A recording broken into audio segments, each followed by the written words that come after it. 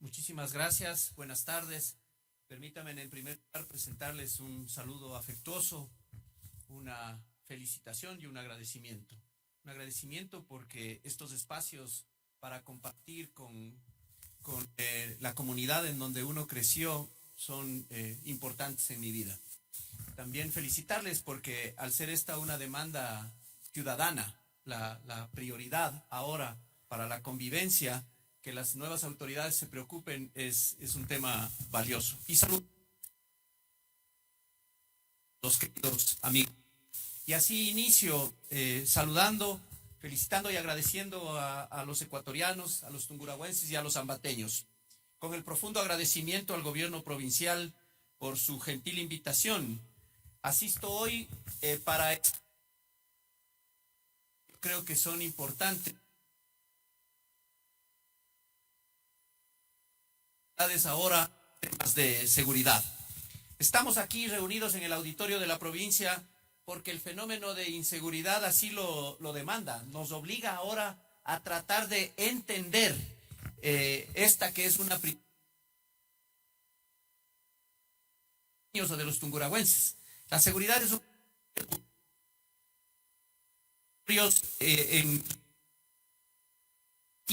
en donde tenemos algunos problemas y algunas complejidades adicionales. Existe, desde mi visión, una fórmula efectiva, una fórmula eficiente para ser resilientes, entender la resiliencia como la capacidad para resistir a estas crisis, sino también para superarlas. Y esa fórmula es el trabajo en equipo. Esto no se puede hacer de otra forma. El Ecuador tiene ahora 3 graves problemas.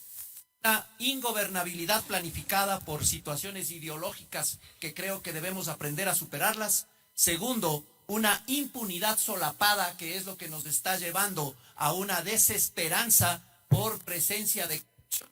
Y tercero, me parece que la gestión que está desalineada de la planificación. El trabajo en equipo es lo que nos permite a nosotros no solamente cohesionarnos y romper con esa capacidad que tiene el crimen organizado y el delito de fraccionarnos.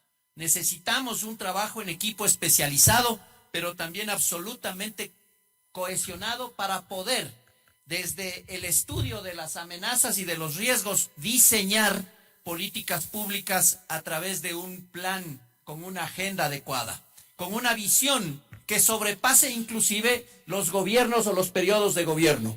Una visión que no vaya únicamente al periodo, sino que sobrepase y vaya mucho más allá en función de asegurar y garantizar las libertades y derechos. Porque la seguridad es un tema que no termina nunca. Los delincuentes nunca descansan y por consiguiente quienes trabajan en seguridad tampoco pueden descansar. No se puede descuidar jamás los temas de seguridad. No se puede dejar de pensar en cómo arreglar las condiciones y que sean unas condiciones mucho más favorables para el desarrollo y no para la inseguridad. Pero por sobre todas las cosas, no se puede dejar de invertir. Y no se puede dejar de invertir en la gente, porque quienes agreden son personas y son personas que muchas veces pueden estar excluidas. Hay que trabajar en el ser humano con una visión de educación y con una visión de competencias, de tal manera que no encuentren en el delito opciones y encuentren más bien oportunidades. Construir capacidades y construir confianza entre los actores. La gobernabilidad es fundamental y desde ahí se puede definir la política de seguridad. Este es un tema también que muchas veces se considera que no responde a las competencias que tienen las autoridades locales. Pero a mí me parece que ahí hay un error conceptual. Este es un tema de ciudad y la convivencia pacífica es un tema de los ciudadanos. Por consiguiente, compete a las autoridades locales. Y mucho más todavía cuando es el propio Estado el que se encuentra en entredicho. Cuando los ciudadanos no confían ya ni en la democracia ni en los gobiernos. Y esa posición de interdicto del Estado es la que tiene que aprovecharse desde los liderazgos locales. Pero no es un tema de aprovechamiento en términos políticos, es un tema de oportunidad para cambiar interdicto, de este Estado secuestrado, esa es una actividad eminentemente política. Porque son ellos los que están imponiendo la política, porque son ellos los que están imponiendo con fuerza y provocando múltiples crisis, como la que está viviendo ahora el Ecuador. No es solamente una crisis política, es una crisis de seguridad, es una crisis económica, es una crisis de salud, es una crisis de valores. Todas estas policrisis son las que nos tienen asfixiados en términos de convivencia y en términos de presencia de delito. Frente al temor y al miedo que esto representa, la ausencia y carencia de comprensión y también la ausencia y carencia de recursos que deben ser atendidas no solamente del gobierno nacional, sino que deben ser atendidas desde todos los niveles de gobierno.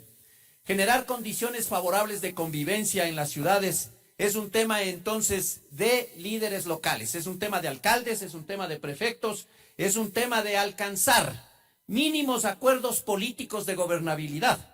Es un tema de estimular alianzas público-privadas, es un tema de conseguir los recursos que deben enfocarse al fortalecimiento de las instituciones que proveen y que tutelan derechos y garantías. Es un tema de evaluar permanentemente y mejorar un modelo de gestión con tiempos de respuesta para contener las violencias. Es devolverle dignidad, es humanizar nuevamente las ciudades frente a los agresores. Hay que identificarlos y hay que judicializarlos, pero esa tampoco es una tarea exclusiva de las instituciones como la Policía Nacional. Es un tema de todos, es un tema de generar confianza y es un tema de generar al menos una mínima base de datos que nos permita, a través de patrones de comportamiento, encontrar esas inconductas. Entonces, esta es una respuesta multisectorial que, debido al amplio espectro que existen de amenazas y de riesgos, debe ser contextualizado adecuadamente. Y la contextualización, la comprensión del territorial, porque no es lo mismo Ambato que Tizaleo, Tizaleo que Baños, Baños que Quero, Quero que Píllaro o de los 9 cantones. Y dentro de las mismas ciudades los barrios son absolutamente distintos. Por eso debe ser contextualizado en cada espacio territorial y de manera flexible irse adaptando a las dinámicas criminales. Y esa flexibilidad también debe atender las dos dimensiones con las que se presenta el delito, en tiempo y en espacio. No todos los tiempos podemos tener la misma estructura para atender o para vigilar la ciudad, sino que debemos, de manera predictiva inclusive, sobre un adecuado análisis de datos, poder sacar de mejor manera los recursos. El empoderamiento social en esta dinámica es fundamental. Ya no pasa a ser solamente un acto de civismo ante la expansión de las cadenas ilícitas e ilegales. Hay que evitar la cooptación y el reclutamiento de aquellos adolescentes que se encuentran en exclusión. Esto difícilmente va a ser observado desde el gobierno nacional. Esto hay que observarlo desde lo local y para eso hay que tener una adecuada batería de indicadores para saber, post-COVID, ¿cuántos muchachos quedaron, por ejemplo, huérfanos? Post-COVID, ¿cuántos muchachos quedaron excluidos del sistema? Y ellos están alimentando las pandillas y ellos están luego mirándose como el enemigo. Entonces hay que trabajar en esto que es fundamental, en la recuperación del tejido social. Analizar el mapa de riesgos en temas de delincuencia significa también homogenizar instrumentos de recolección y análisis de datos para tener una adecuada batería de indicadores y sistematizar un conjunto de acciones. Esa es una obligación de todas las autoridades, pero insisto, a mí me parece que ahora por la convivencia es un tema fundamental que debe liderarlo una autoridad local y que puede, desde el buen ejemplo y desde el éxito, traspolarse inclusive a otros territorios. Desde ahí se pueden evaluar el despliegue de las instituciones para contener, para la interdicción y además para el fortalecimiento, la articulación y la coordinación interinstitucional. Este no es un tema solamente de fuerza, no es un tema de sacar a todo el mundo con fusiles o de armar a la población para contener el delito. Es un tema y un trabajo de analizar la información, procesarla, convertirla en inteligencia, en contrainteligencia y hacer anticipación estratégica al delito. El tema es si en las ciudades tenemos o no tenemos observatorios que nos permitan medir, tenemos o no tenemos un plan, tenemos o no tenemos una batería de indicadores a través de la cual podamos construir. Dos fenómenos. un lado del en el caso de la ciudad de Ambato, pero también tenemos la presencia de organizaciones criminales con mercados ilegales de alta rentabilidad con los cuales es muy difícil competir, porque son estos mercados los que están enfrentándole al Estado, porque es este poder criminal que está buscando político el que está generando la ingobernabilidad, generando la impunidad de manera solapada y que está rompiendo con la confianza. Entonces, si las ciudades no pueden controlar los medios, no pueden controlar la información, difícilmente vamos a controlar el delito. Y cuando se quiere controlar el delito, hay al menos 3 dimensiones sobre las cuales focalizarse. ¿Qué medios utilizan los delincuentes? Dinero, generalmente dinero sucio, armas, comunicaciones, vehículos. Pero si la ciudad no es capaz de otorgar las placas físicas para identificar, todo eso queda en el anonimato y ese anonimato da ventaja a los delincuentes. La economía ilegal también le coloca en una situación muy asimétrica y en una posición de ventaja. La segunda es la motivación. ¿Cuáles son las motivaciones que tienen los delincuentes para todo tipo de violencias? Tungurahua no tiene la tasa de homicidios que tiene otra provincia como Esmeraldas o como Guayas, pero tiene un problema grave de homicidios. ¿Cómo estamos controlando y cuáles son las motivaciones? ¿Qué está pasando con nuestros jóvenes y con nuestros adolescentes para que tomen estas decisiones fatales? Y finalmente las oportunidades. Y las oportunidades deben ser en favor de las personas, deben ser en favor de los ciudadanos, pero no que favorezcan a la comisión de delitos. Insisto, controlar los medios utilizados por la comisión de delitos. Si no entendemos las motivaciones criminales y si no actuamos para reducir las oportunidades, las ciudades son consideradas. Ese término no es real. Las ciudades no son inseguras. No garantizan a los ciudadanos condiciones de seguridad.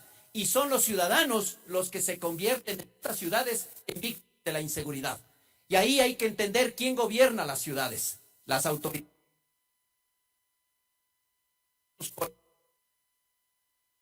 No solamente con orgullo una ciudad, una provincia o nuestro país, sino para construir con un equipo especializado y las estrategias de seguridad con adecuados indicadores, con líneas base que nos permitan saber si no estamos haciendo un dispendio de recursos o si estamos invirtiendo realmente para solucionar un problema.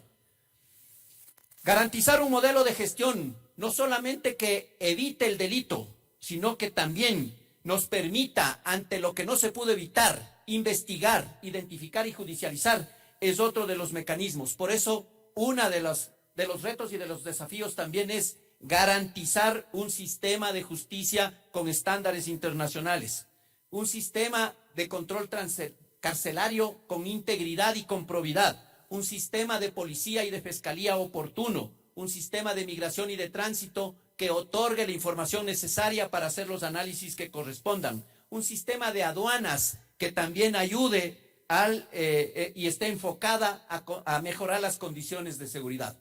Formular un plan es además legitimar a las instituciones. Hay que trabajar de manera disruptiva, hoy más que nunca, en la corrupción y la impunidad, porque esto es lo que nos está afectando de una manera muy perversa, inclusive a la posibilidad de desarrollarnos como ciudad. Por otro lado, hay que entender geoestratégicamente cómo estamos. Y nosotros al estar en el centro del país y al Ecuador a ser considerado un país de tránsito de drogas, parecería que estamos alejados de las fronteras donde se produce la cocaína o donde se trasladan los precursores químicos desde el país. Pero nosotros somos ruta de la droga que ingresa desde el oriente y que se conecta a través de Tungurahua, Chimborazo, provincias que geográficamente tienen los puertos. Ahí hay otro conflicto. Hay un sistema multimodal de transporte de drogas. Y cuando nosotros entendemos esta economía ilegal, ahí vamos a darnos cuenta contra qué estamos enfrentando. 1 kilo de droga en frontera, en puerto de embarque y en puerto de consumo es absolutamente distinto el precio. Mientras en Colombia cuesta en el puerto de embarque hacia el destino final cuesta aproximadamente $5.000 y en el puerto de consumo, en las ciudades de consumo, está por sobre los $100.000. Si cada tonelada tiene 1.000 kilos, podemos nosotros saber cuál es la cantidad de dinero. Y ese dinero ni siquiera se está quedando en el país. Ese dinero lo están medrando en otros lugares. Nosotros nos estamos quedando lastimosamente con la violencia, porque no somos capaces de identificar el fenómeno a partir de las economías ilegales y transparentar. Lastimosamente nos estamos acostumbrando a vivir con una economía ilegal, que no solamente es el mercado del narcotráfico, que tiene que ver con minería ilegal. El Ecuador es un país rico en temas mineros. Las 23 provincias del país, de las 24 provincias, 23 tienen recursos mineros. Y por eso el discurso antiminero es un discurso potente y fuerte para generar ingobernabilidad, porque hay demasiado interés alrededor de esto. Una provincia como Tungurahua ahora está afectada por otro mercado ilegal, como es el tráfico de personas y como es el tráfico ilícito, la trata de personas. Muchas comunidades están quedando ya sin jóvenes y todo de emigrar hacia otro lado. ¿Cuánto cuesta un viaje con un coyotero hacia el exterior? Aproximadamente $10.000. ¿Saben cuál es el saldo migratorio de ecuatorianos que ya han salido y no han regresado al país? Más de 200.000. Nos hemos convertido en la primera nacionalidad en cruzar el Darién en Panamá y en los encuentros entre la frontera México-estadounidense. Eso hay que cambiar. Y eso no tiene mucho que ver los elementos constitutivos del Estado, los temas de soberanía o la integridad territorial. Esto tiene que ver con el ser humano y con la política de seguridad local que nosotros vayamos construyendo. Por eso es fundamental y el gran desafío, insisto, es generar acuerdos mínimos de gobernabilidad que aseguren la gobernanza de la seguridad y que con políticas adecuadas de mediano y de corto plazo y de largo plazo nos permitan llegar a... Lastimosamente, cuando ejercí yo las funciones no pude sentar ideológicamente este tipo de pensamiento, porque todos de quienes nos representan en la Asamblea Nacional representan a estas economías ilegales. Y este es uno de los principales conflictos. Tenemos que cambiar la forma de hacer democracia en nuestro país y la calidad de representantes. Tenemos que escoger mucho mejor quienes nos van a representar, porque son ellos los que terminan definiendo la política pública y son ellos los que nos dejan en esta brecha entre los hechos políticos y las desgracias que empezamos a vivir los ciudadanos acá en la calle. Este es parte de los desafíos. Si no estamos anclados a un plan, no podemos evaluar, no podemos priorizar presupuestos, no podemos nosotros continuar con algunos procesos que, insisto, son fundamentales. Entre esos, la información es estratégica, la inteligencia es estratégica en una ciudad, pero ¿quién tiene? Tungurahua tiene un instituto que nos permita mirar lo que está sucediendo, o dejamos solamente a la institución, que sea la policía la que nos diga qué está pasando. Deberíamos tener un convenio mínimo con universidades. Tenemos universidades públicas y privadas acá, y ellas deberían construir información necesaria para estudiar el fenómeno desde lo sociológico, desde lo antropológico. O sea, un plan adecuadamente planteado en términos de seguridad. Principal, garantizar una mejor forma de vida de los ciudadanos, la calidad de vida de la población. Y esto pasa por mirar el índice multidimensional de calidad de vida. Y uno se pregunta, ¿cuál es la calidad de vida del ambateño? ¿Cuál es la calidad de vida del tunguragüense? ¿Cuál es la calidad de vida ahora del ecuatoriano? Lo primero, se reduce la política criminal, pero también cerrando las brechas sociales, generando menos exclusión. Cuando miramos el mapa criminal, hay que cambiar la lógica, hay que dejar de ver el mapa político. Esto no es cuestión de ganar elecciones, esto es cuestión de asumir el desafío con planificación adecuada y generando política pública que nos permita a su vez cambiar el mapa social. Un buen comienzo es empezar a tejer nuevamente hogares y familias positivas, porque desde el positivismo vamos a reducir no solamente la deserción escolar, vamos a recuperar jóvenes y evitar que estos jóvenes en pobreza alimenten las pandillas. Hay que reducir el embarazo prematuro, hay que reducir la emancipación temprana de los jóvenes, hay que alejarles a los jóvenes de los vicios, hay que acercarles a las virtudes, hay que mejorar la cobertura de educación superior, hay seguridad, pero hay que en carreras técnicas para que encuentren a través de becas oportunidades y que no sea la opción el participar en incivilidades, en violencias y en delitos. Usualmente el mapa delictivo es mayor en barrios y en comunidades donde más deficientes son los servicios públicos, pero muchas veces es en estos mismos barrios donde se van generando cadenas de ilicitud. Son los mismos grupos los que les van involucrando en mercados ilegales, el contrabando, el alcohol, la droga, todo eso usualmente sucede en los barrios en donde el mapa social es más debilitado que en otras comunidades. Pero solamente cuando el problema escala a las dimensiones que hoy estamos viviendo nos preocupa. Por eso yo sí quiero insistir en este tema. Nunca hay que dejar de pensar en la seguridad. Siempre hay que estar un paso adelante para no recibir las respuestas que hoy estamos recibiendo. Pero también para no ser reactivos, más bien ser proactivos y hacer anticipación.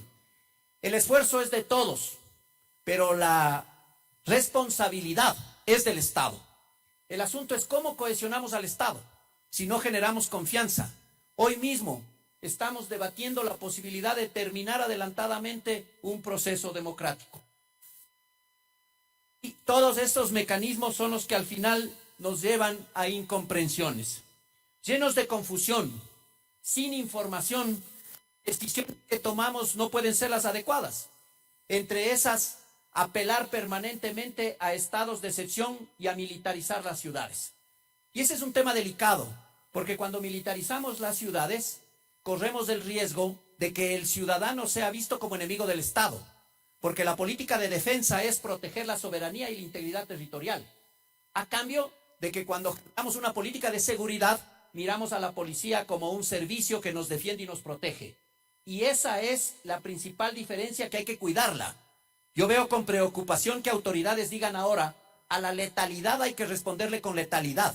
No, eso es deshumanizarnos. Y nuevamente insisto, hay que humanizar, hay que devolverle dignidad, pero hay que garantizar que los derechos y las libertades de los ciudadanos estén protegidos. Apelar a los estados de excepción tampoco es malo, per se. No es una decisión equivocada. Muchas veces es necesario, pero cuando apelamos a un estado de excepción, es darle también capacidades extraordinarias. Y cuando les pedimos capacidades extraordinarias para las instituciones, pasan por muchas cosas, entre otras, requisiciones. A la parte, no tengo camionetas, vamos a hacer una requisición de camionetas para ponerle al servicio de los ciudadanos. Pero cuando pasa eso, ahí nos sentimos en cambio ofendidos y agredidos por parte del Estado. Entonces, no hay que apelar mucho a la fuerza. Yo soy convencido que hay que apelar más a la inteligencia, a la contrainteligencia, al análisis, a la información, a la investigación. Pero la prevención es un tema que corre por las autoridades locales. Y cuando ya aplicamos que tienen que ver con militarizar y los estados de excepción, debemos preguntarnos, luego de que se acaba este estado, ¿cuántas estructuras criminales han sido desarticuladas en esta ciudad? Y ahí viene una primera pregunta para las autoridades. ¿Ustedes conocen quiénes operan aquí y qué tipos de delitos son los que más frecuentemente suceden? ¿Dónde suceden? ¿Cuál es el perfil de los criminales? ¿Cuál es el perfil de las víctimas? ¿Y cómo podemos ayudar de mejor manera? Si se trabaja en el mapa social, luego de hacer operaciones de interdicción, sean de carácter militar o sean de carácter policial, deberíamos también mirar cuáles fueron los cambios culturales. Porque no todo es malo. A veces las decisiones que las tomamos pasan por incomprensiones. Y pongo este caso porque en Ambato se debate muchísimo la necesidad de contar o no contar con radares. Antes de los radares, ¿cuántas muertes sucedían por accidentes de tránsito, por conducir con exceso de velocidad? Pero nosotros creemos que el radar es solamente la multa. Bueno, cambiemos, que no sea la lógica la multa, pero que sí sea evitar la culpa y la infracción. Tal vez hay que revisar el tema de cuánto se paga por una multa, pero no creo que sea una mala decisión restarle tecnología que es necesaria para la ciudad. Tecnología que nos permite también sacar del anonimato a muchas personas. Sin embargo, de manera populista se dice, no, vamos a terminar con los radares. Y eso tal vez les ayude para ganar elecciones, pero no les va a ayudar para cambiar los temas de seguridad. No se puede condenar una estrategia si previamente no ha sido evaluada adecuadamente. Buscar respuestas apartadas de los controles democráticos tampoco es buena idea. Hoy se debate muchísimo sobre la visión Bukele. Y la visión Bukele dice, no, ahí la fuerza es necesaria, pero ¿a qué costo? Y tal vez los resultados temporales que hoy se alcancen sí nos agradan, porque puede ser que reduzca la violencia, pero luego cuando ya se naturalice la restricción de derechos y libertades, ahí vendrán muchísimos problemas. Yo creo que hay que trabajar muchísimo en una cantidad de situaciones, pero lo más importante es que todo lo que podamos hacer a través de una planificación adecuada nos debe ayudar para hacer trazabilidad a los fenómenos, para transformar realidades de inseguridad de manera sostenida. El plan nos permite y nos debe permitir al menos ponernos de acuerdo en lo fundamental y en lo trascendental. Tenemos problemas, pero no hay que dejarnos vencer por el negativismo. Yo creo que no podemos retroceder, hay que ser positivos. Somos un país geográficamente ubicado en una parte complicada del mundo. Por algo Latinoamérica es considerada la región más violenta. Hay más presencia de armas de fuego, hay más violencia juvenil, hay más encarcelados. Solamente en esta lucha contra las drogas debemos entender que más de 1 millón de latinoamericanos muere al año por el tema de las drogas y por estos conflictos de violencia alrededor de las drogas. Y otro número similar de latinoamericanos se encuentran privados de libertad. En el proceso electoral anterior, yo veía con mucho optimismo que la mayoría de candidatos presentaban ofertas de seguridad, algunas prometedoras, otras vacías, porque cuando se les preguntaba, ¿y qué vamos a hacer? Yo voy a apoyar a la policía. Sí, ¿cómo?